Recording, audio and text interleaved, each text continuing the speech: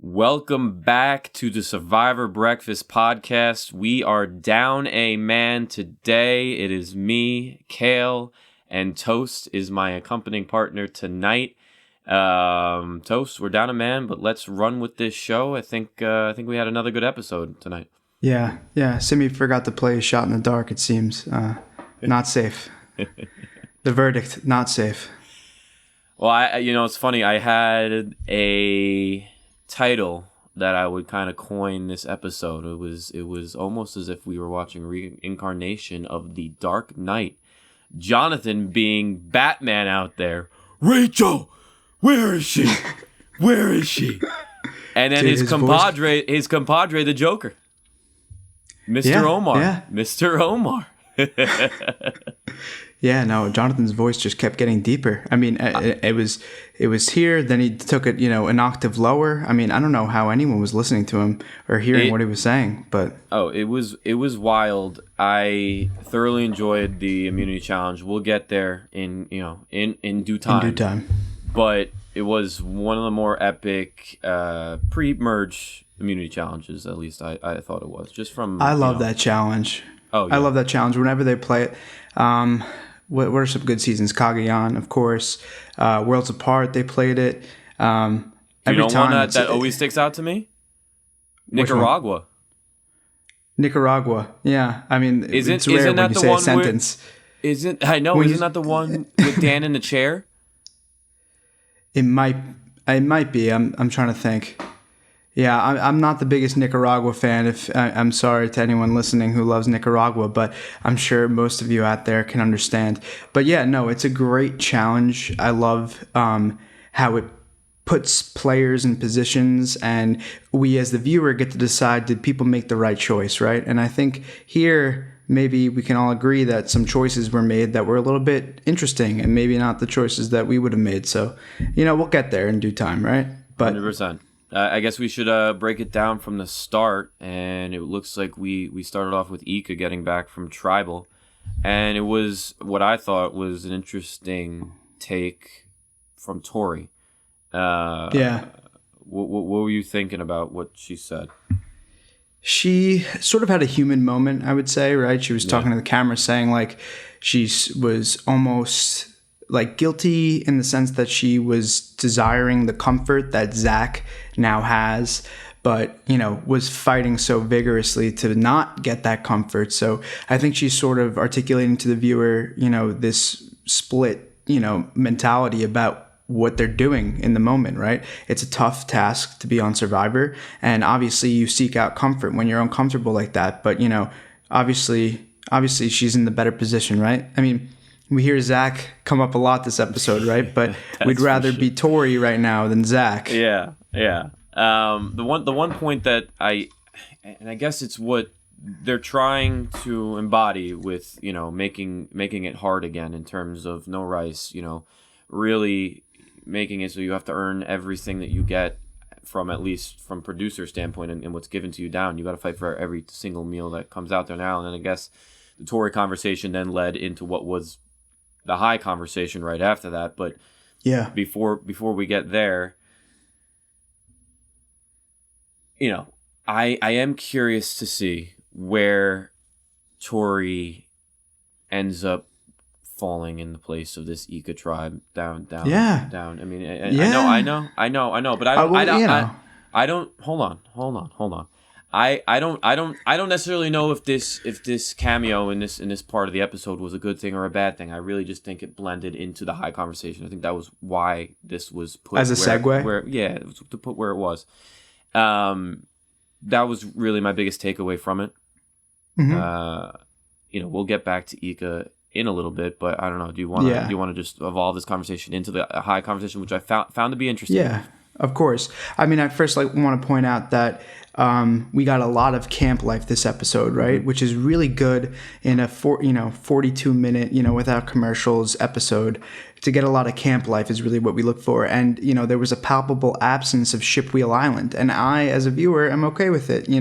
I'm okay to not see the ship wheel every episode. So it was nice because the alternative, which is what we got, was a lot of interpersonal interactions, right, between different members of each of the tribes. And I feel like we finally got some insights into the tribal dynamics where we really had nothing, especially on a tribe like Taku, where we really had no idea what the personal relationships were from last episode. The bulk of last episode was dealing with the Jackson situation and of course, the consequences for that tribe. And outside of that, which we'll get into, outside of that, the Mariah situation, they tried to give as much clarity in terms of why that vote went the way it did later in the episode. But yeah, great point, because I think from, it's at least been a 2-for-2 type situation from an editing standpoint. I think that whether they took critique and from season 41 and some of the fallout from some of the craziness that happened in the early season, and also maybe like we had spoken about before, some of the pieces where we felt Erica really didn't have a truly strong edit, or at least didn't get really enough time that we wished that we may have had in that pre-merge.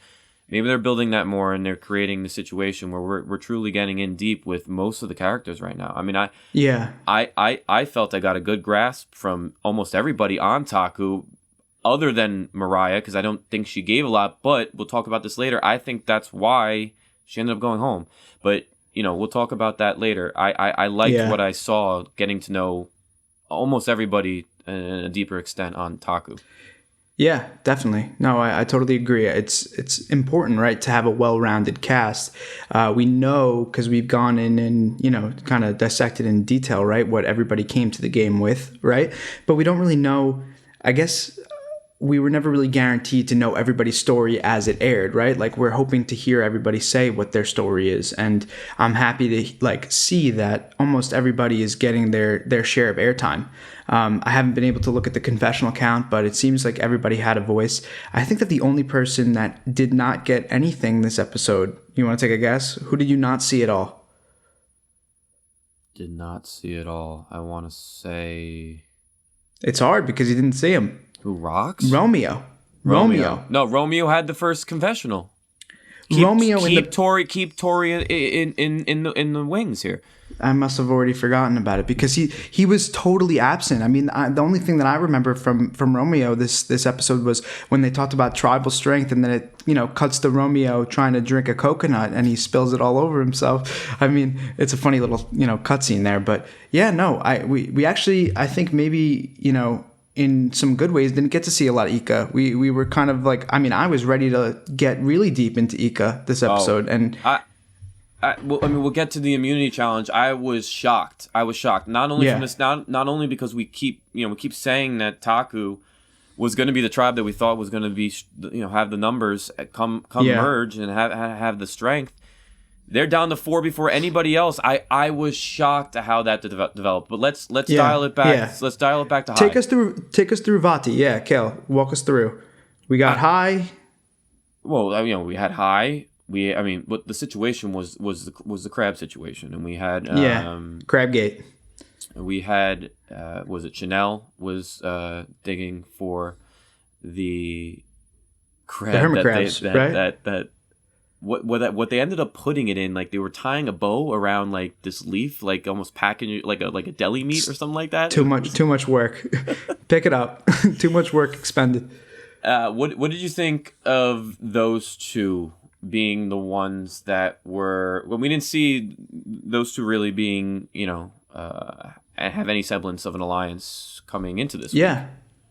Yeah. I mean, I think it's nice to see the two of them working together like that. I mean, it's interesting. Maybe this is like a, not necessarily any sort of hot or cold take, but maybe the absence of rice in scenarios like this lend towards, a hunter-gatherer sort of society that develops where, like, maybe it was decided that, Chanel and Jenny would go out looking for food together, and it's not necessarily like they're aligned with one another, but that's how alliances then form, right? Just communications. A lot of alliances form when people are out on a raft, they're going fishing, So it's interesting because I guess maybe you could say when you're cooking the rice, the people that are staying back by the fire, tending the fire, cooking the rice. But it's nice to see, you know, Jenny and Chanel just walking around looking for hermit crabs in the forest, right? Well, let's put it this way too. I mean, this again, you're talking about the stripped town nature of what the show's now become.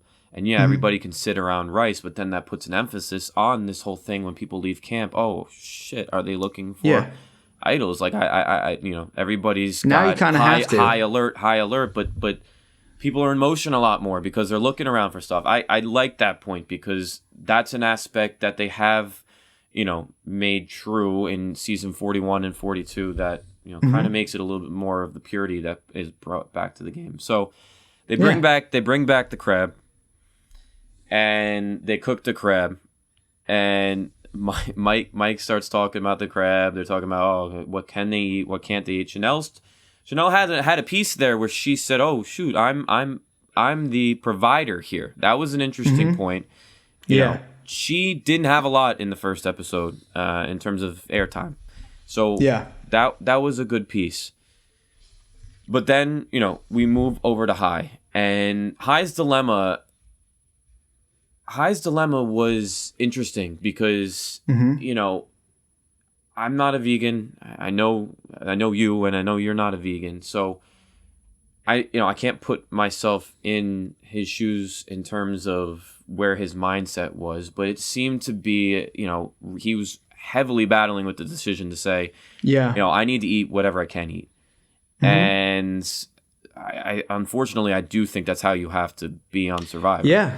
I agree. So I thought it was telling that they went into this whole scene with Hai. You know,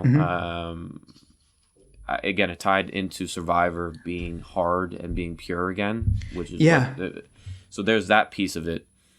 But then to talk for having Hai being, you know, a commentator on this piece here, you know, it gave us a little more character development with Hai, which for sure will be prevalent moving on here. Yeah, definitely. I mean, I think it's interesting that, you know, a lot of really good Survivor players, one person that comes to mind is Boston Rob. Basically, in the reunion of Redemption Island, he was like explaining what the mentality, I know, right? Yeah, come the on, mentality. Boston Rob, toast, come on. Yeah, no, but he's explaining what his mentality is. You know, he's like, if you go out into the island and you say, I'm not going to do X, Y, and Z, right? And then you're confronted inevitably with X, Y, and Z, you're going to do what you told yourself you were going to do, right? You're going to adhere to that. When in reality, you're faced with X, Y, and Z because you need to overcome it, right? So I really liked the arc that we went through with him with that because he made a conscious decision to change behavior that he came in potentially thinking he would adhere to, right? Because Hai didn't see 41, right? So Hai thinks that there's going to be rice. Survivor equals rice, you know? And now he's faced with this problem where he has to change a personal value that he has, right? And I think it's a value system because he also talks about like how he loves animals. So it seems like it's coming from a place of being anti-cruelty, not necessarily like any dietary restriction, more like a conscientious decision.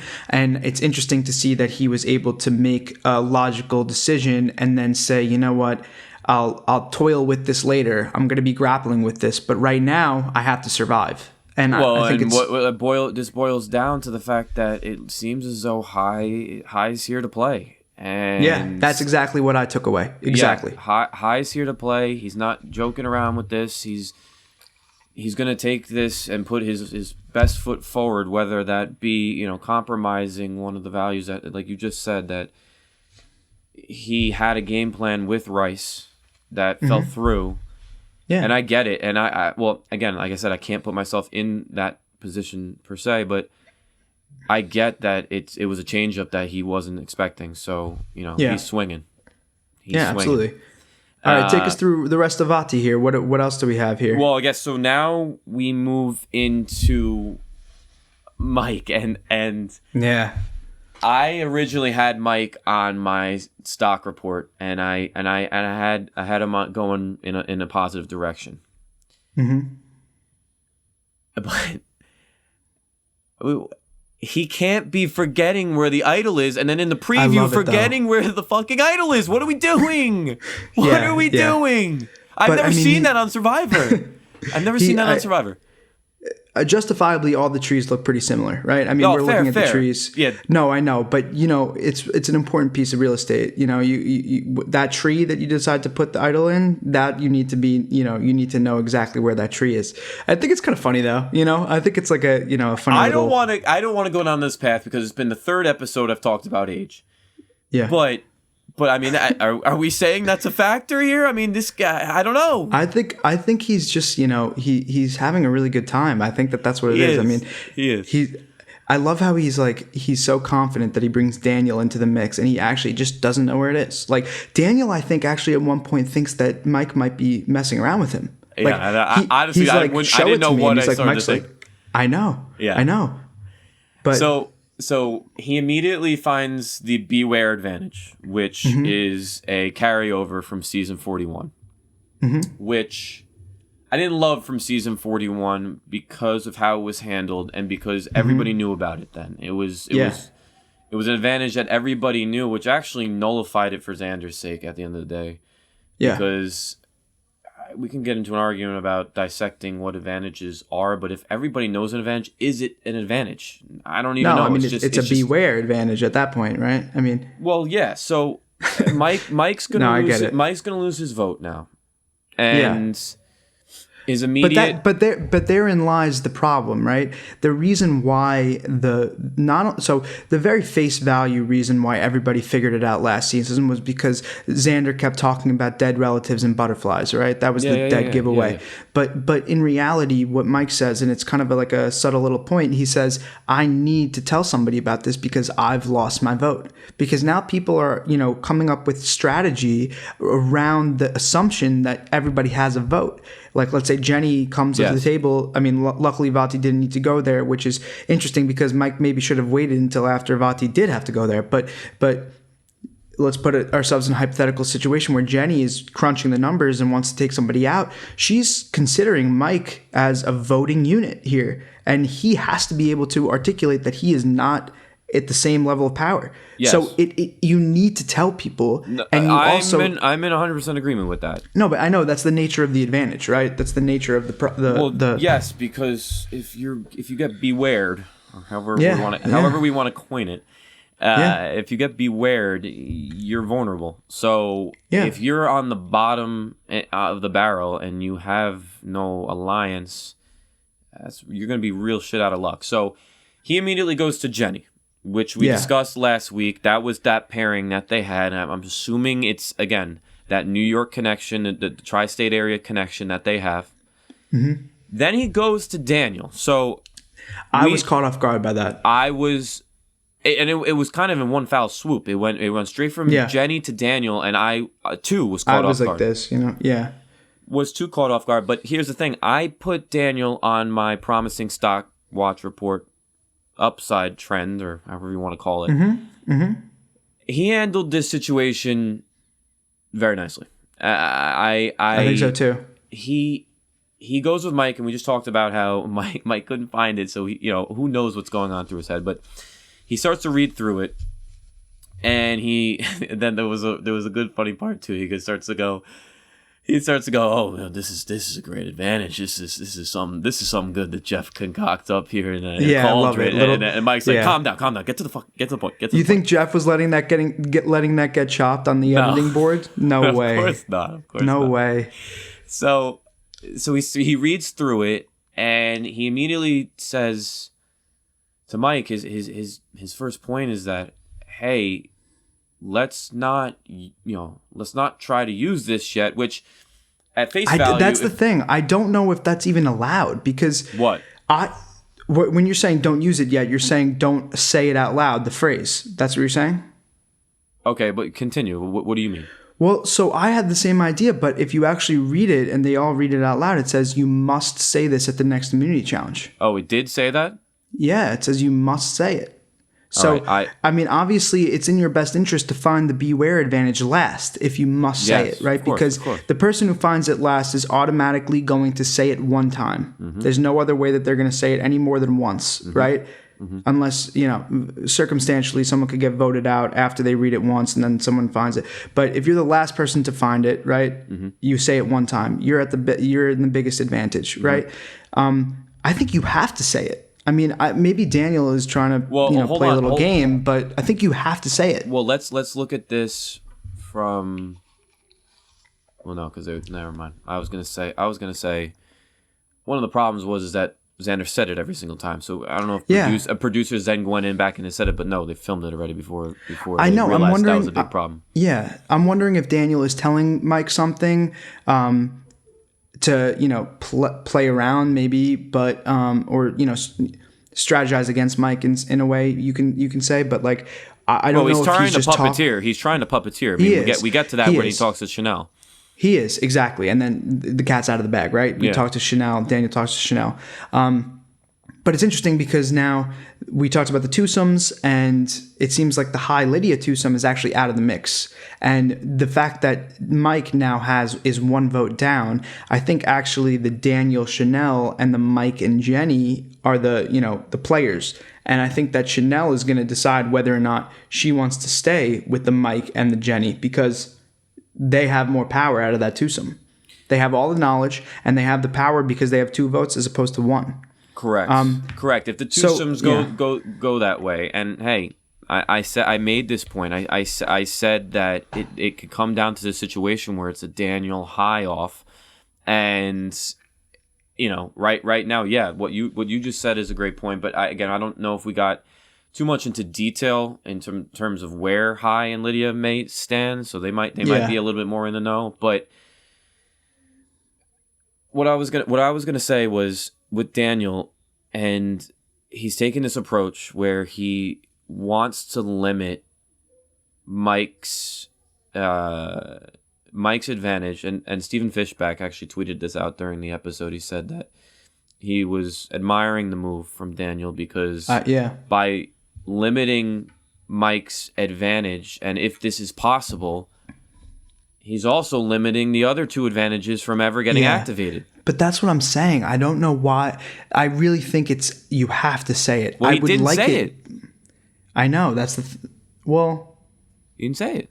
Did he say it? He didn't say it. No, he didn't say it. They would have promoted. They would have promoted the crap out of that because it's just You're funny. right.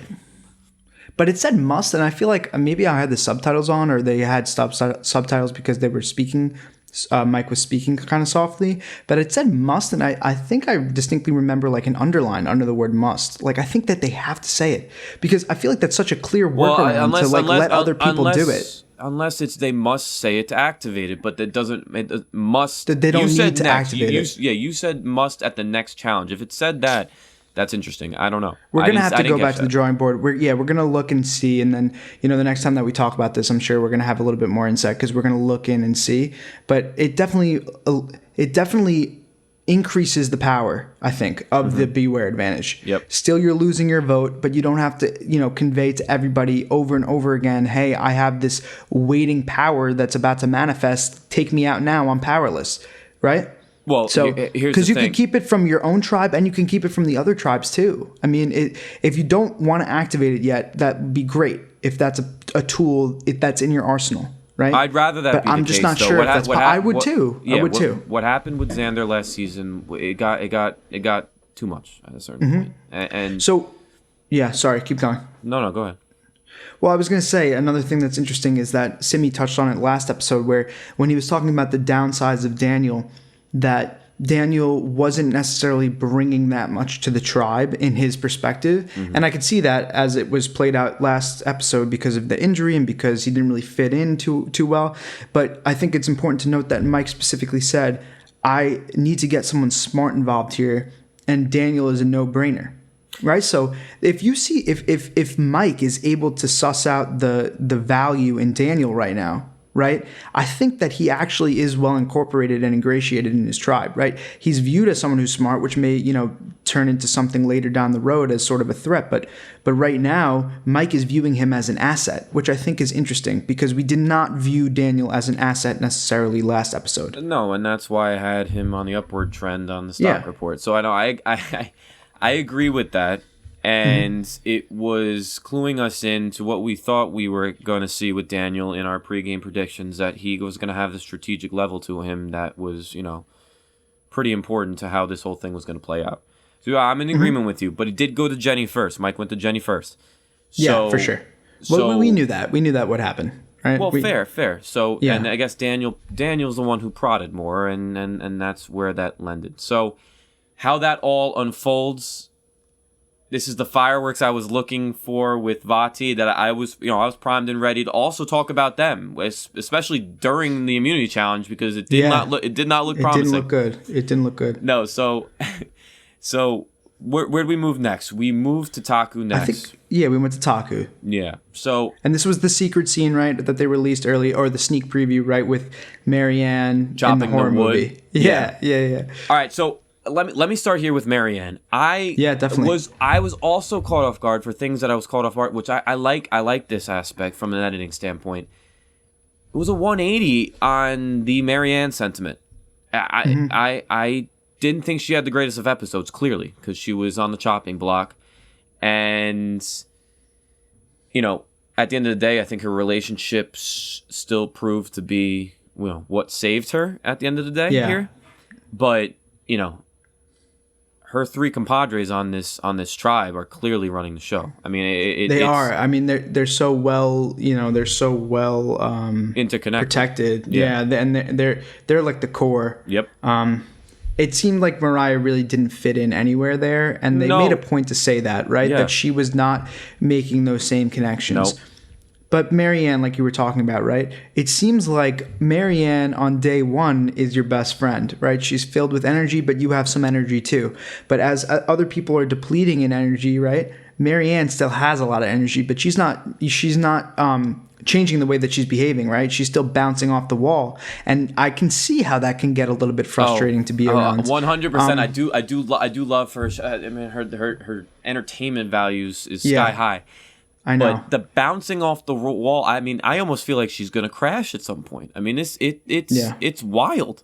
She has a lot of energy. It's absolutely wild. And it was compared. They juxtaposed, and when Mariah even made a face at tribal council when Marianne was going on one of her speeches. Clearly, I think she was signaling to Jeff, like, "Hey, let's talk about this for a second, Jeff." Exactly. But then we get into Mariah's story, and I thought that before we talk about the story itself, the fact that we're talking about her story on what day was it now? Day 3 or 4? 5, I guess. 4 maybe. 4. That was telling. It took her a while to open up to that full extent, and what a story that we had here with her brother. It's just awful. You and I live here in New York, so we were on the front lines of COVID hitting here pretty hard. I mean, I can only imagine, right? Like, you put yourself, your family is probably devastated, obviously, and also now it's like, it's almost like it's tough to have that one aspect of your life be pervasive, right? I mean, if you think about Mariah, like what she must have gone through, yes, her brother is the first nurse to die of COVID in New York, but then the COVID story is still, unfolding now. So she's constantly being reminded of this fact, and I think it's really tough. And I mean, I kind of put myself in her shoes, just trying to think about what it would be like in that scenario, and it's really, really, really sad. Obviously, really sad. But then to be bombarded by the same thing over and over again, I'm happy that she was able to come on to Survivor with a purpose like that, And I hope that she, found something out of the journey. That's really my well wishes towards Mariah. I hate that it was so short-lived, but I was very happy to hear that she was able to share her story to both her tribe and to the viewers, to the audience. Yeah, so I want to just say thank you to all the frontline workers and anybody that might be listening, because it's been a true blessing to have people like this in the pandemic. And you make a great point, is that this season was recorded in 2021, correct? So this story was still weighing hard, and it was a once in a lifetime experience where she's also dealing on a daily, having to be strong for her kids, but this might be a true testament as to why she didn't open up, because she's going into the game with this mental weight, on her back, that she might not even know how to start to talk about that, Of course, yeah. I maybe can see maybe a little clearer now why she was. Why on it took the a little outs while to open up. Yeah. Yeah. I can see it too. There wasn't a ton of strategy in this episode, and I truly do believe that that's what it boiled down to. I mean, we tried from an editing perspective, they tried to show us that Marianne's craziness was potentially going to be something that knocked her out, but truly at the end of the day, this was a relationship situation. For sure. And I think that this might actually be a little bit similar, totally different context, but a little bit similar to the way that it was edited last week. That was my argument last week, that Tori may not have been the clear consensus number 2 as much as the edit pushed. And I don't think that Marianne was really the full on I don't think at any point they were teetering. That's my point in this context. That may or may not be true, and I think that's especially displayed with the shot in the dark again being correct played. Again. I understand that, but I cannot believe you're trying to even argue this. They come back from tribal council. Roxroy goes, Tori next. So what are you talking about? But Roxroy is like a non-entity almost come on. We'll get there. But the sec for the record, if you think that Tori's in the worst position, Drea finds out that she has an extra vote, and the first person she tells is Tori. The first person she tells. She does not tell Roxroy. She does not tell Romeo. The first person she tells to us, is Tori and Swati. Yeah, so but Tori. Hold on, because she wants the women's alliance. That's what she wants. And I never said last week that Tori. I can't believe we're off the rails like this. Keep going. Yeah, I mean because I can't believe that you even boiled it back to this conversation. Because the point is that the edit was forcing that dual binary perspective, right, where it's one person as and the other. As it always does. I'm not disagreeing with you there. No, of course, but I'm saying that I really think that Mariah knew that it was going to be her. Yeah. Okay. Fine. Fair. That's the point. I don't think Marianne was in that much danger, and I do think that if they go back, she would be in some danger. But well, that's the point that I'm trying to convey. I get it. And the same situation exists. Okay, so. Let's talk about Ika. Let's talk about Ika because that's the final piece of the puzzle. Well, yeah, just one other thing about Taco before we move on. We see that Jonathan is probably the most well connected because he has an individual relationship with Lindsay that's unique, and he has an individual relationship with Omar, and he says to the audience that he very much likes Marianne and gets along with Marianne. So it seems like the relationship triangle or square at this point is. I mean, now the analogy's gone, but it's centered on Jonathan.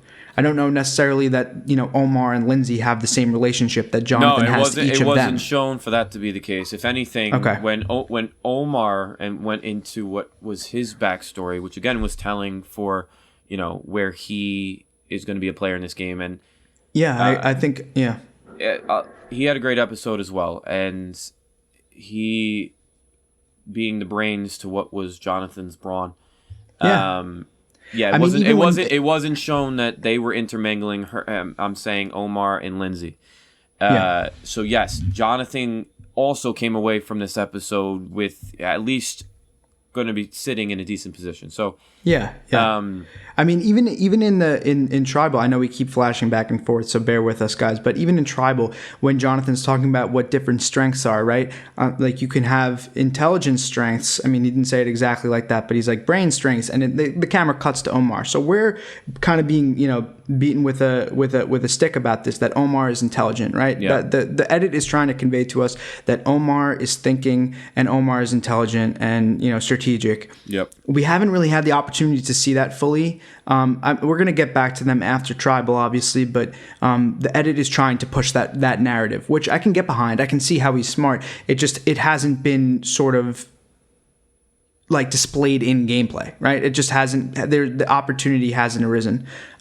Okay, but I agree. Let's move on to Ika. Well, let's leave it here. We have this Batman and Joker dynamic. I swear to God, I never cracked up as much as I had in a pre-merge tribal immunity challenge because you said it earlier. Jonathan's octave kept getting lower and lower, and I swear to God, before our eyes, this guy was Batman. I swear to God.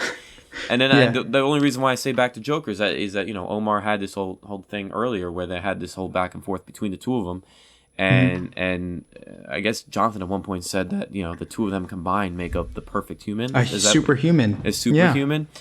I agree. I think this dynamic. Yeah, no. Well, I mean, Jonathan's a specimen, so it's like. I think he's selling himself short. Actually, I think Jonathan is pretty close to perfect, right? Like, as far as Survivor is concerned, I was impressed with his social fortitude as well. Yeah, as well. That's the point I'm trying to make. Yeah, exactly. So that wraps up Taku. I think we could wrap up the tribal aspect of it too. To be quite honest with you, I mean.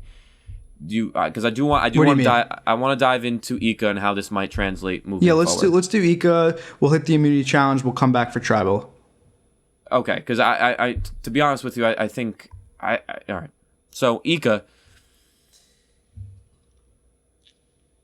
this might be the tribe. This might be the tribe that has the most fireworks. I said it was going to be Vati in the preseason, but Ika's the one that's throwing us some curveballs here. So yeah, I'm still siding with Drea, and I'll get into why.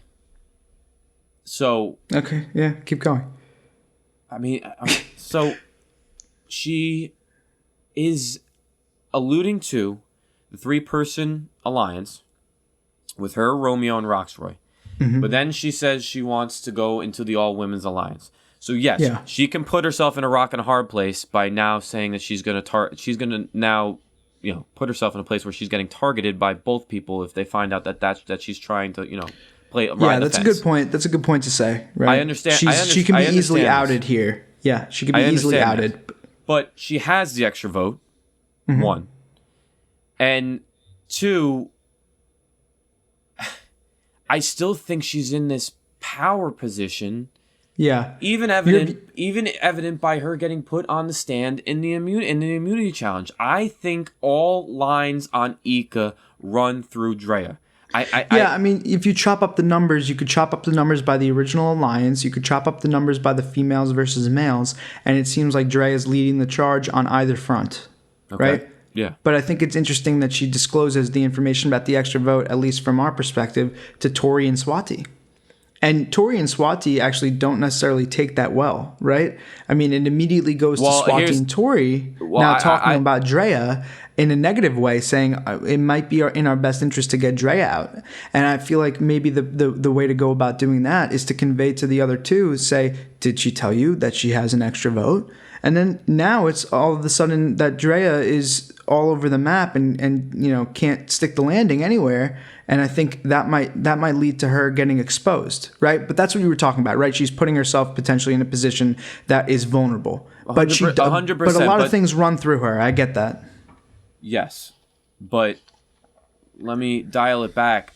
I think it was clearly Swati leading the charge. I don't think Tori was going to take that route at all in terms. I think she was going to be firmly on board with the all women's alliance, and she might still be on board. So at the end of the day, we haven't seen Drea and Swati have any sort of one-on-one yet.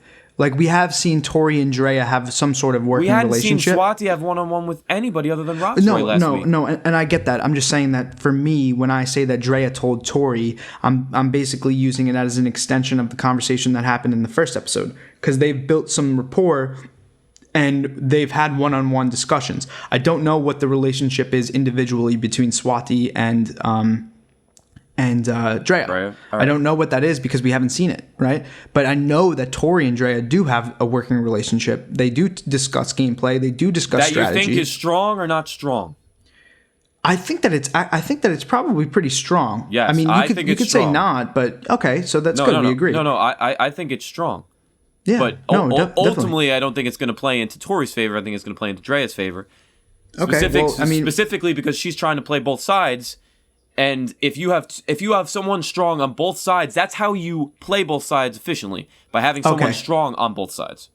Yeah, I mean, I'm not trying to discount her gameplay. I'm just saying that she did go out of her way to maybe make herself in a worse position, and we'll only see in due time.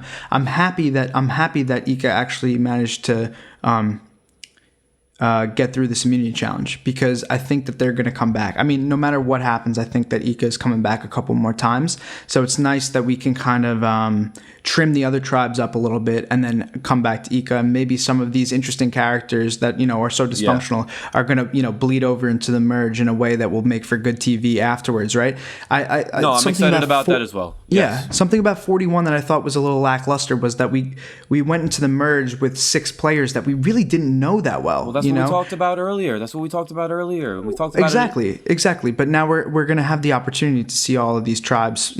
Maybe go to tribal before, right? And yes. I mean, Vati is immune right now, right? They haven't gone once, but I think they'll get their day in court. But I think that we're going to get to see all of these tribes a little bit more fleshed out that we didn't get last season. All right. So hold on. So what you glanced over in the beginning here when we talked about Romeo, I actually don't think that was a meaningless confessional. I really don't. Yeah, walk me through it again. Just refresh me. Romeo said that we're going to need to keep Tori almost at bay and in line with everything because we don't want her to go buck wild. That's what he said. It was the first confessional, which necessarily doesn't really matter in the grand scheme of things, because if you're going to get rid of her, you're going to get rid of her. We know Romeo is against Tori. Like if anyone is against, if anyone is firm hearted like against Tori, it's Romeo. Okay, that's not really new information to us. Romeo was the one that wanted to take out Tori instead of Zach. Romeo was the one that told Drea, we can't get out Roxroy right now. We have to get out Tori. Right? We know Romeo's against Tori. Okay, but hear me out. If Romeo's against Tori, do you think it's a quick switch for Swati to go over and switch Romeo from Tori to Drea? I don't see it. No, I don't see that either. You would need to have Drea be involved in getting out those 2 guys. I mean, that's what it would be. You would need to. First of all, I don't think it's in Swati's best advantage to even do that. I do think she's got a relationship with Roxroy, which was alluded to last week. I agree. It was the only time we saw Swati last week. Yeah, and they were having like sort of like a, almost like a father-daughter thing. Like he was like, clean up your shoes. Like what are those things? Things you call shoes.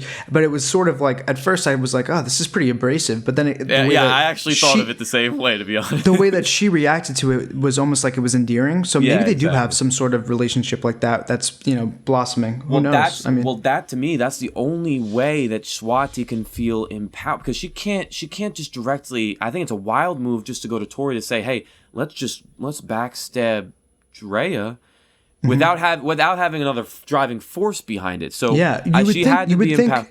Go ahead. I agree. I was going to say, you would think, based on how much we've seen her, right, that she would be all in on this female alliance. Like this is like some semblance of power that we haven't seen her have, right? But the second that she walks away, she talks to Tori in the water. Again, Tori is getting a lot of information here, right? I understand that it's from the same 2 people, but in reality, she is a cog in this machinery.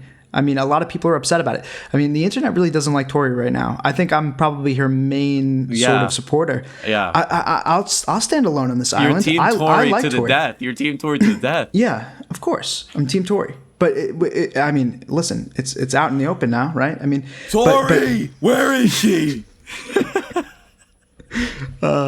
Okay. Where was I? There's one way to derail a thought, right? No, it's okay. I'll get there. It's in my head still with Jonathan, but okay. So I was saying that Swati right away is basically saying no to Drea's all-female alliance. So that leads me to believe that she might actually have something working with Roxroy too, right? It lends to that same point. That has to be the empowering force behind her even trying to have that conversation. That's what I'm saying. Okay. Yeah, well, I mean, we'll get more Ika eventually, right? So. Well, all right, fine, so we'll tie it up into a knot. But here's the thing. If we're gonna sit here and say Romeo is anti-Tori, I'm almost of the belief that Swati doesn't have the power without having Romeo. I honestly think it has to be all 4 of them against Drea, because I think Drea, and Swati said this, that Drea has this uncanny ability to draw people in. Which again, I don't think it's being shown in full force, and that's why I'm Team Drea. I think she's doing a fantastic job about it. It's going to take 4 to take her out, is what you're saying. Yes. So it's like, even though the numbers suggest that it would be, a 3-2 is one way to do it. Well, even a 3-2 would be a 3-3. Of course. Yeah, you're right. If she knew, but if she knew to do it, but regardless, you're saying that it's not actually as clean cut as just having a clean majority, because I don't think it's Romeo and gonna work Roxroy that are going to way. be voting together. Yeah. Yes. No, I get that. I also think that there is a path towards that, right? We discussed how she's kind of in a vulnerable position by disclosing information to what she's viewing as potentially her secondary alliance, because that secondary alliance has a cog that can go to another cog on the other side and explain what's going on. We have this Swathi Roxroy sort of interplay where Swathi can take information to Roxroy that Roxroy does not know about Drea and be like, how am I not hearing about this? How is she the one telling me this? Absolutely, but really my final point and why I wanted to talk to all about this is that what we just talked about, Romeo versus Tori, my point is Drea does not go home unless Romeo versus Tori is no more. They have to team up together. They have to team up. Okay, that's a good point, actually. Yes. I like that point. I like that point. That's the only way I see Drea going home, because I don't think Swati has enough power, and at the end of the day too, I think Tori feels her vulnerability as well, so I think she'll default back to Drea. So I don't think she's gonna get out of line from what Drea's plan is.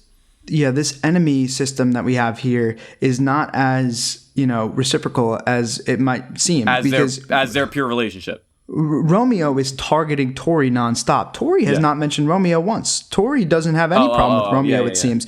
No, so that's what I'm saying. It's like Romeo's really, steadfast, anti-Tori, but Tori, it seems to be, ambivalent, right, as far as Romeo's concerned. Yeah. So maybe there's something that can happen there, but I agree, unlikely. So you make some good points. I like your points.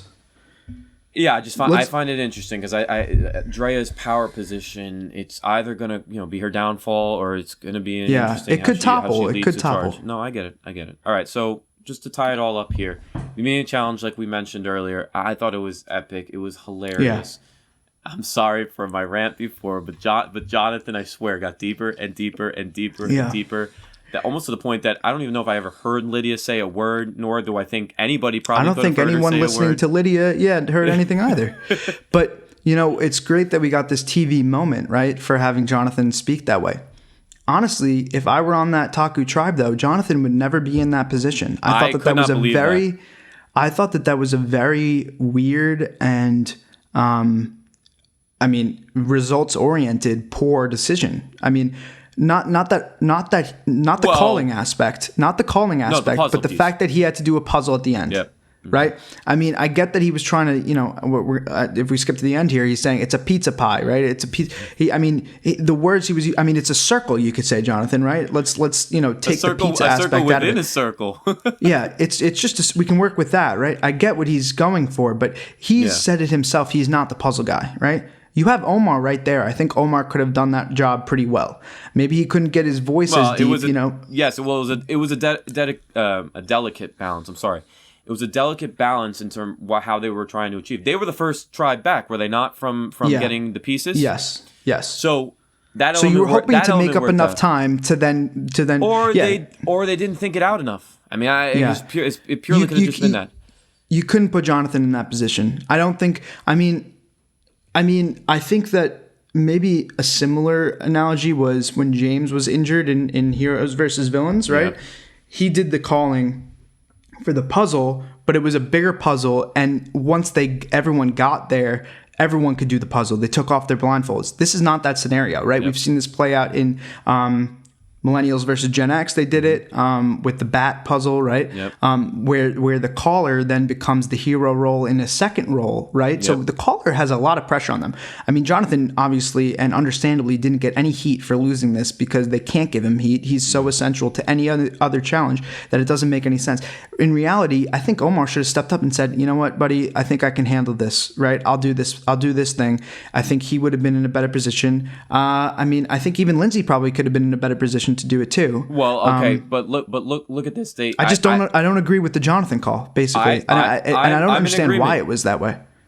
I am in agreement. I think maybe, I don't know how it all unfolded, but again, they put Drea up there too, which I don't necessarily know if Drea was the one that should have went up there. Yeah, I thought Bossiest would go up and Roxroy would be screaming, but Well, 100%, right? And that's what I thought. But I think, again, again, this is another testament to Drea's power in this whole equation here. And then I don't know if Lydia's got the biggest voice. I can see that, so I don't know if she got did the well. biggest voice. I mean, Lydia held her own, right? So she held her own. Can't come the puzzle, but they were in the behind puzzle. by a Come the little bit. puzzle. It was a comeback. They were. I was astounded when Taku ended up being the one that went. Only because also I was so curious to see these dynamics unfold from pre-immunity challenge. It should be noted that Lydia's voice was coming from the exact same direction as Jonathan's, right? Drea had some space in between. So the Ika tribe had a little bit of leeway, but Lydia was probably being overpowered by Jonathan's voice. But yeah, no, she definitely picked it up in the puzzle. And then, I mean, you're gonna make fun of me, right? Because I can't stop. But Tori looked amazing in the whole challenge.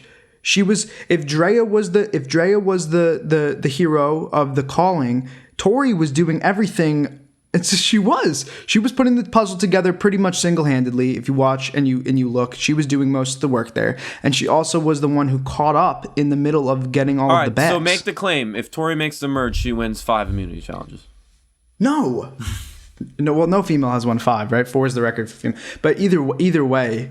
No, I don't think so. I just think that she's valuable in more ways than just, she's socially unaware, which is great, but she also has value to the tribe, right? So it's not just TV value, right? So she has that, I think, but also she adds value to the tribe. You can build her up on any pedestal that you want to build her up on. And I'm not... She did well in the challenge. She did well in the challenge. Fine. Okay, I mean... we don't have to go down this path again, but they did not allude to Roxroy and Romeo saying Tori's next for no purpose. So Of course. We know that. You didn't know that. You said there was no Tori. It was a figment of our imagination. Well, because at that point there was a Zach, right? There was actually, wait, let's talk about it. There was a Zach this episode too, right? We might as well talk about it because when they get on the mat, right, we have Marianne, and it gets brought up later on in Tribal. That was epic. That was epic. And I thought it was adorable, right? Oh, I mean, 100%. And actually, I think someone said that said Marianne. That girl is unbelievably cute. One of the subtitles from the other thing. I've never seen somebody talked about in an episode after they go home more than excluding finales. Yeah. More than Zach got talked about tonight. He got 2 episodes for the price of 1, and it's funny. It was really funny. I mean, I don't like. And you got to think that Zach is also watching this in real time, right? So Zach is in the same position that maybe they caught up afterwards after filming was over, but Zach is watching this at the same time that we are, right? Yeah. So it's kind of funny to think. I mean, Marianne is like an open book, and it's a delight to watch. Mm-hmm. But why? Some of the reasons why I put her on the stock report in terms of downwards trends. This might become to her detriment. Is that she's off the walls, crazy in terms of her energy. Yeah. But she's also an open book, and I think she's able to contain it, and I think that's ultimately why. And I guess let's just talk about Tribal, and why they went in this direction. We talked about it a little bit earlier. I think this power 3 of Omar, Lindsay, and the connecting piece Jonathan. Yeah. Said to themselves that, yes, Marianne is bouncing off the walls, but she's somebody's relationship that she's contained and we still can trust. Mm-hmm. And I actually, while it was all unfolding, again, another good job with the edit, because I didn't necessarily know who was going to go. Did you? Oh, I felt it in my bones. I was like, they can't do this. Well, no. They can't do this for Marianne because of what how she's been painted. Correct. Eliminate how she was painted last week. So you're saying don't. Let's talk about this episode alone.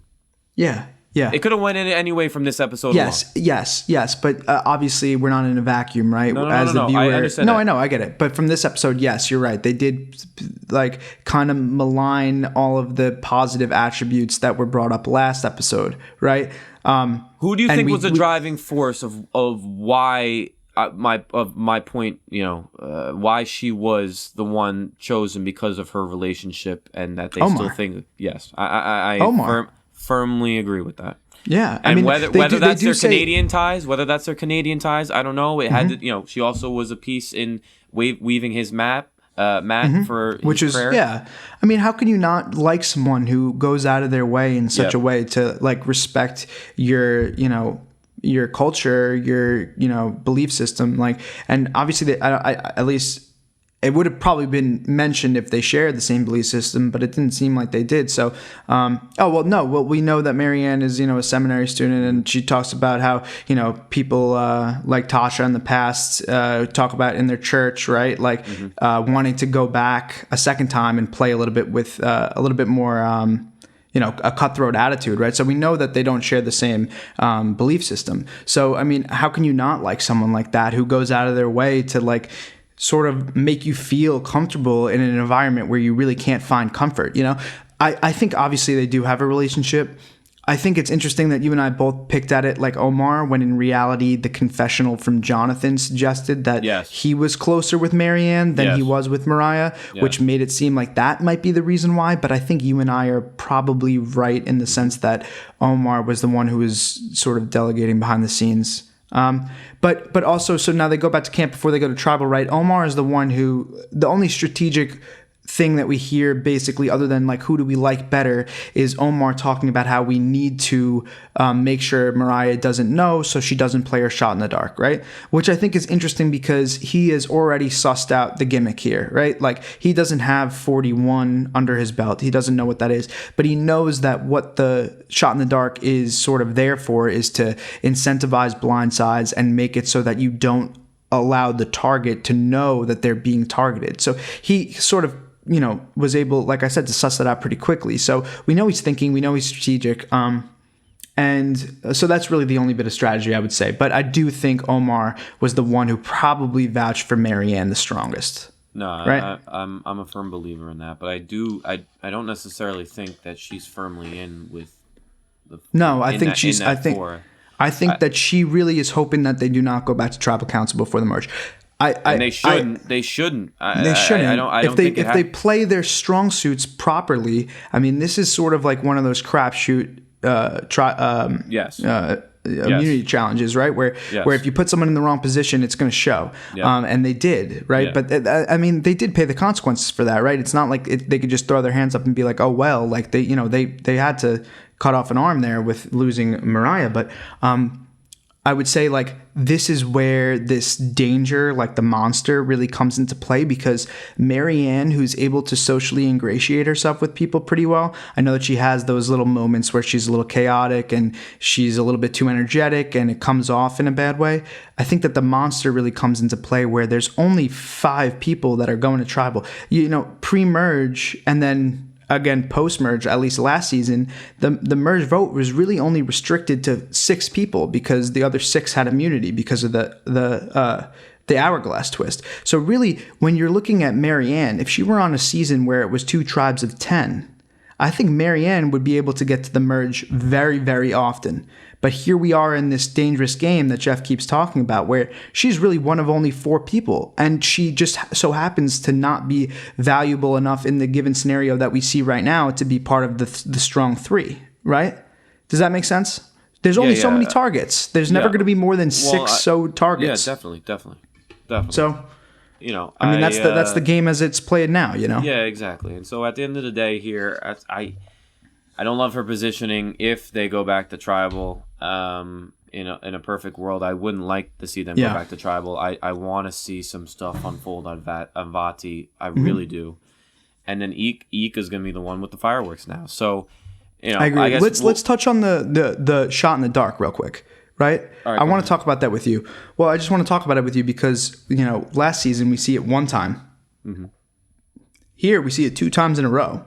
Well, I said this last episode. I said that really the only time to play the shot in the dark is this first vote because I'm assuming you're saying because lines haven't been drawn. You don't really know. Lines almost have been drawn, and specifically for these 2 situations, they both knew that it was not looking good for them, and their vote was not going to make a difference. So now what I'm asking, though, is do you think that that's on the other players for not playing the game correctly around the shot in the dark? Because I do think that Omar was cognizant of that issue. Like, it seemed like he mitigated for the shot in the dark, but it still was played. So I'm wondering, like, is there some sort of push to play it now?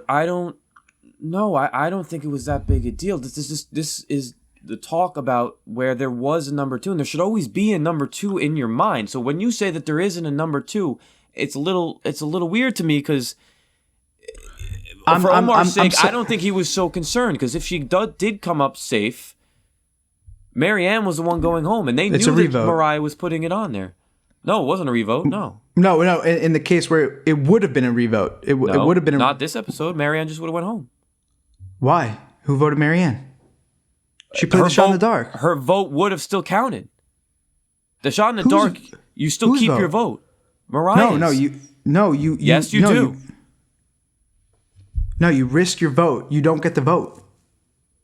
You don't vote. Oh, okay. If you play it, no, it's okay. If you play it, you don't get it. No, I mean we haven't seen someone come up safe yet, right? So we haven't even really seen that storyline play out. That's on me. But, so it's a revote, and then Marianne goes at that point, though, right? I think so too. I'm okay with that point. What I'm asking though is the reason why the shot in the dark is being played more often because the players are not able to get around the needing to blindside, or is it because somehow it's being pushed in a different or explained to them in a different way? Like, why is it incentivized right now? Why are they both doing it? Because they literally have felt the pressure of being on the bottom of the totem pole, both Zach and Mariah. So your argument is that the players around them are not doing a good job to mitigate it. I don't think they care. You talked about last week a 3. This talks to my point and why there's always a number 2. You're saying that they're fine with it because if she's safe, just get out, Tori. If she's safe, just get out. Okay, all right, fine, maybe, but maybe. I mean, I don't know how it's not that way. There's no reason to get in the weeds too much. You want to get in the weeds. I see right through you. You want to get right in those. I'm looking for Taro. I'm looking for Taro. You want to get right in those weeds, and I don't think there's a need to do that. Okay, I mean it could be. And then Occam's razor. Here's the piece now. Yes, it was a new element added, and everybody wants to chase safety when they can, especially when they feel threatened. But wait, can I just put this out there too? Sorry, I feel like you were in the middle of thought, but let me just say, Zach felt so special last episode, saying that he was the first unanimous vote, and then the next vote is unanimous again. It's like he can't catch a break. This kid. I mean, it's going to say the first on his wiki page. Dial up Marianne. Let's go. Yeah, he could catch a break. Come on now. You're right. He could catch a break. You're right. Yeah, but isn't that so funny? He said this is the first time this has ever happened, and then boom, not 2 days later on the island, the same exact thing happens. Which I also want to point out is that what's interesting is that in the game of Survivor, right, like a perfect game is when you go to the end without ever getting a vote cast for you, and then you receive all of the jury votes, right?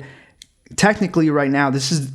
I mean, I haven't looked through all of the seasons, but I can safely say that this is the first time in Survivor history where 3 people have been eliminated and every single person left in the game is still playing a perfect game, has not received a vote. Yeah. Right? It's kind of cool. That is a good little tidbit. So thank you for your little tidbit. But to finish my point, the vulnerability aspect of the balance in terms of risking your vote, and that's why I was stupid that I didn't even connect the dots on that. But the vulnerability aspect is what weighed heavily on Zach and Mariah, and that's why this is the time to play it. Your vote, as you very well know, should always be increasing in value as time goes on, week to week to week to week. Mm-hmm. Yes, there's probably another time, a la Sydney, where you can feel that your vote is meaningless when there's a large amount of numbers. So who cares at the end of the day? But again, that only maybe. What'd you say? I was going to say for Sydney's sake, actually, if she had done the math right, if she had voted for Evie, then the vote would have tied, and Evie would have been voted out instead of Sydney. I think that was a true clusterfuck. I think that was a true clusterfuck. For sure. But technically, so far, Sydney is the only person who has incorrectly played the shot in the dark, if we want to call it that, right? I mean, I don't know. Maybe Sydney would have voted for Evie. I don't know, because in that edit they were kind of showing that Sydney was on the outs, and maybe she would have voted with the people on the bottom there. But regardless, both Mariah and Zach have played it correctly. They know that they were, in jeopardy. They know that their one vote would not be able to, overcome the insurmountable 4 votes that were against them, right? Or in Zach's case, I guess 5 votes against them. Yeah. And so it makes sense to just play the shot in the dark, and they read the situation right, and they did it. But Yeah, it's interesting that it's being played so often right now. I mean, every tribal we've gone to is. I would not be surprised if it wasn't played again. Maybe on Vati, but we have a whole dynamic here on Vati where there's groupings. There was no groupings on either of these two tribes. Yeah, other than there could be split votes going on in the Vati, numbers. Yeah, exactly. And you have a Mike that already doesn't have a vote. Yeah, so we already have that. So I mean, we're going to get into that, right? Let's tie it up. I listed my stock up. My stock up for this episode was Daniel. I was very impressed with how he handled the Mike bewaredness situation. And then I was also impressed with Omar this episode because for sure he comes away, like we just said, that he seemed to be the driving force on what was going on here. Although we were also impressed with Jonathan, so I'll add him as an honorable mention. But as my two fallers this episode, it was Marianne. And I didn't get to fully put this thought out, but it's Swati because I like I said, I do truly believe that Drea's in this power position. So I do think Swati was the one that puts herself out on a limb here. And if she's not able to really stick the landing, if she's not able to stick the landing on how she might go and approach Roxroy with this situation, it can come back and bite her in the ass. When she's really under the radar right now, so she needs to think about this, long and hard before she makes a decision that's going to actually out her for being a strategic thinker and a player in this game. Right now, I think that she's under the radar. Well, yeah, because honestly, but Kale, before we move off of the stock risers, is Tori in a better situation right now after this episode, or is she in the same position as she was last episode? In your mind? Fuck, man. I mean, has she gone up since you're down? Hold on, but you can't even argue this argument because you claimed last week that she wasn't even on the chopping block when it was literally talked about in the first sentence that was uttered on this episode. She is on the chopping block. So can you even argue this? Tori is the scapegoat. Tori is the scapegoat. Tori was not going home. God, you team Tori to the death. Well, I can't wait for Ika to go back to tribal because, I mean, the way that this has already been established is that I have Tori surviving and you have the field. Who goes home with very limited evidence if Ika goes to tribal next week? I think Roxroy. I don't think Tori. If I would take anyone over Tori, not anyone, but I would. If we're playing this gambling game right now, I'll take Tori. If you want to take. I'll take the field if you want to take Tori. No. Which is basically what we did last time. They're painting the picture here that she's going to be an element of this whole thing, so I get that aspect. So Roxroy's a good, but it might be Swati. And really, like if she gets caught with her hands in the cookie jar. So this will be my final. This might be my final point because I just want to. I guess Tori is your stock riser, which is fucking. No. For me, she rose in the sense that she was down in the dumps before, right, Kale? That's what she was for you. She was already down. You're arguing all over the map. You're arguing all over the map. So, anyways, let me just say my final point. What Swati really should do is ride with the all three girls alliance. She has Roxroy in her back pocket, so if it falls south, I still think maybe Roxroy will default to Swati because I think Roxroy will still then believe that Tori she would be targeting it. Romeo. Which means that she would be targeting Romeo. That is how that would be Swati's best move in my opinion. I feel like that's Swati having her cake and eating it too. Right? Yeah. I think it was a move that she didn't need to do. All right, so just who did you like from this episode? Who didn't like? Just briefly. Yeah, I mean, I really like Mike. I like him as a character. I think it's funny that he lost the idol. He goes, I found the idol right off the road because he's got the Hoboken city mindset. He's on the sidewalk. I found it right off the road. I'm picturing him walking in the city with his accent. He's mentioned the roads of Hoboken multiple times. Like when he was making Fire last episode, he said something about the sidewalks. I mean, I don't know if he realizes he's in the wilderness. I don't know. Well, hey, it's a grind in the city, man. Yeah, absolutely. But he's great TV. Yeah. Nobody has ever lost an idol like that. I mean, it's ridiculous. It's hilarious. Yes. But also, I think that he's making good relationships. It was smart of him to make inroads with Daniel. I guess it was to his detriment that Daniel was then not really secure in that information and passed it on to his number one. Yeah. But in the same token, he is the first person to come up with this beware advantage, and he does have Daniel strategically aligned with him to make it so that he doesn't activate it yet, which I think you're right. I have to rewatch it and figure out exactly the dynamics there with the must and whether or not they said it, because I know they didn't say it, right? Yeah, they didn't say it. Yeah. But chronologically, I might be a little confused. So I'm definitely gonna have to rewatch and circle back to it, and we'll have a conversation next week about it. But I think that he looks really good. I like Mike. I do too.